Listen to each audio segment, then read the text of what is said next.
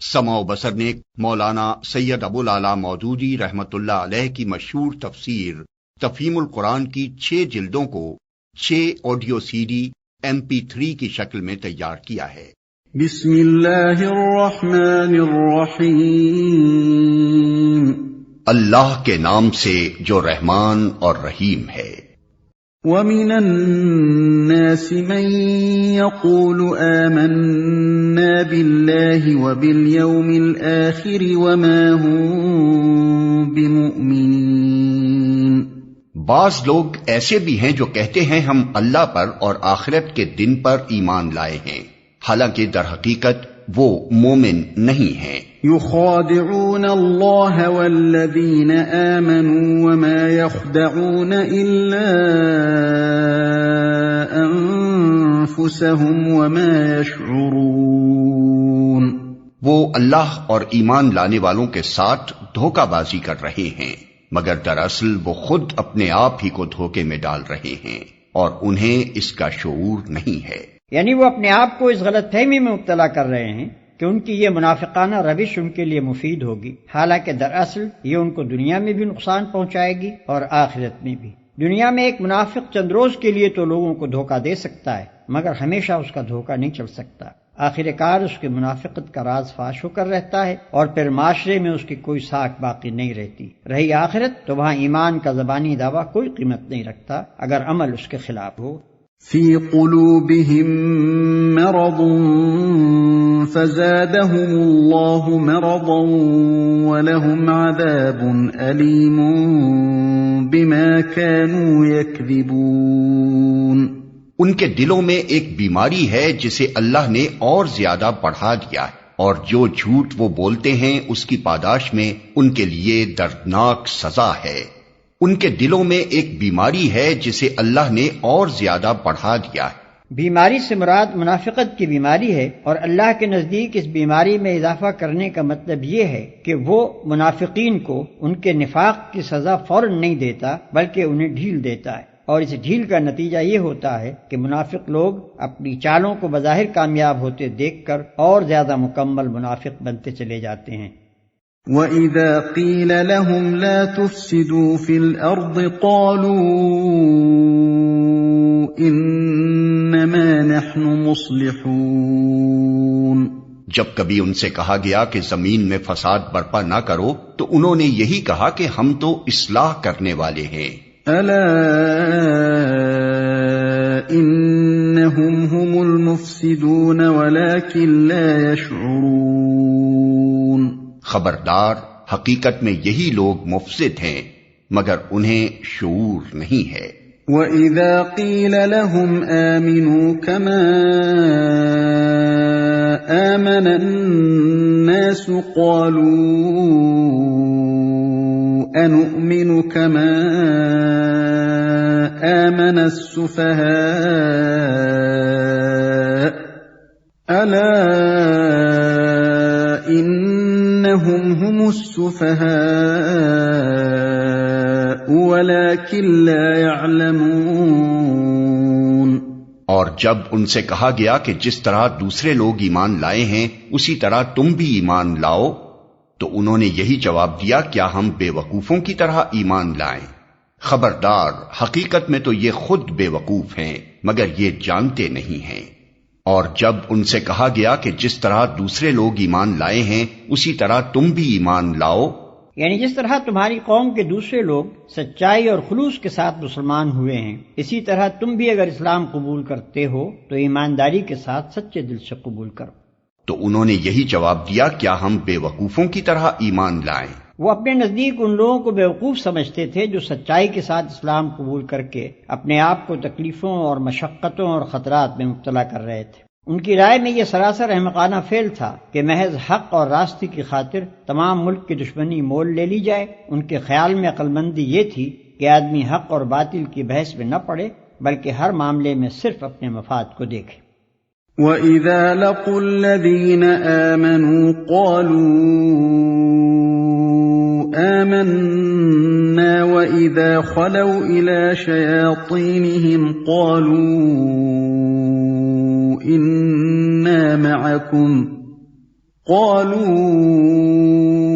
إنا معكم إنما نحن مستهزئون۔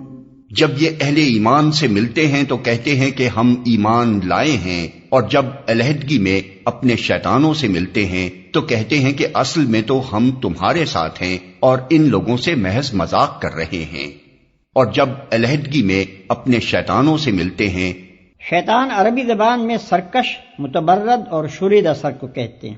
انسان اور جن دونوں کے لیے یہ لفظ مستعمل ہوتا ہے۔ اگرچہ قرآن میں یہ لفظ زیادہ تر شیاطین جن کے لیے آیا ہے، لیکن بعض مقامات پر شیطان صفت انسانوں کے لیے بھی استعمال کیا گیا ہے، اور سیاق و سباق سے بآسانی معلوم ہو جاتا ہے کہ کہاں شیطان سے انسان مراد ہیں اور کہاں جن۔ اس مقام پر شیاطین کا لفظ ان بڑے بڑے سرداروں کے لیے استعمال ہوا ہے جو اس وقت اسلام کی مخالفت میں پیش تھے۔ اللہ یستہزئ بہم ویمدہم فی طغیانہم یعمہون۔ اللہ ان سے مذاق کر رہا ہے، وہ ان کی رسی دراز کیے جاتا ہے اور یہ اپنی سرکشی میں اندھوں کی طرح بھٹکتے چلے جاتے ہیں۔ اولئک الذین اشتروا الضلالۃ بالہدی فما ربحت تجارتہم وما كانوا مہتدین۔ یہ وہ لوگ ہیں جنہوں نے ہدایت کے بدلے گمراہی خرید لی ہے، مگر یہ سودا ان کے لیے نفع بخش نہیں ہے اور یہ ہرگز صحیح راستے پر نہیں ہیں۔ مثلهم كمثل الذي استوقد نارا فلما أضاءت ما حوله ذهب الله بنورهم وتركهم في ظلمات لا يبصرون۔ ان کی مثال ایسے ہے جیسے ایک شخص نے آگ روشن کی، اور جب اس نے سارے ماحول کو روشن کر دیا تو اللہ نے ان کا نور بصارت سلب کر لیا اور انہیں اس حال پر چھوڑ دیا کہ تاریکیوں میں انہیں کچھ نظر نہیں آتا۔ مطلب یہ ہے کہ جب ایک اللہ کے بندے نے روشنی پھیلائی اور حق کو باطل سے، صحیح کو غلط سے، راہ راست کو گمراہیوں سے چھانٹ کر بالکل نمایاں کر دیا، تو جو لوگ دیدہ بینا رکھتے تھے ان پر تو ساری حقیقتیں روشن ہو گئیں، مگر یہ منافق جو نفس پرستی میں اندھے ہو رہے تھے ان کو اس روشنی میں کچھ نظر نہ آیا۔ اللہ نے نور بصارت سلب کر لیا کہ الفاظ سے کسی کو یہ غلط فہمی نہ ہو کہ ان کے تاریکی میں بھٹکنے کی ذمہ داری خود ان پر نہیں ہے۔ اللہ نور بصارت اسی کا سلب کرتا ہے جو خود حق کا طالب نہیں ہوتا، خود ہدایت کے بجائے گمراہی کو اپنے لیے پسند کرتا ہے، خود صداقت کا روشن چہرہ نہیں دیکھنا چاہتا۔ جب انہوں نے نور حق سے منہ پھیر کر ظلمت باطل ہی میں بھٹکنا چاہا تو اللہ نے انہیں اسی کی توفیق عطا فرما دی۔ صم بکم عمی فہم لا یرجعون۔ یہ بہرے ہیں، گونگے ہیں، اندھے ہیں، یہ اب نہ پلٹیں گے۔ یہ بہرے ہیں، گونگے ہیں، اندھے ہیں۔ حق بات سننے کے لیے بہرے، حق گوئی کے لیے گونگے، حق بینی کے لیے اندھے۔ او کصیب من السماء فیہ ظلمات ورعد وبرق یجعلون اصابعهم في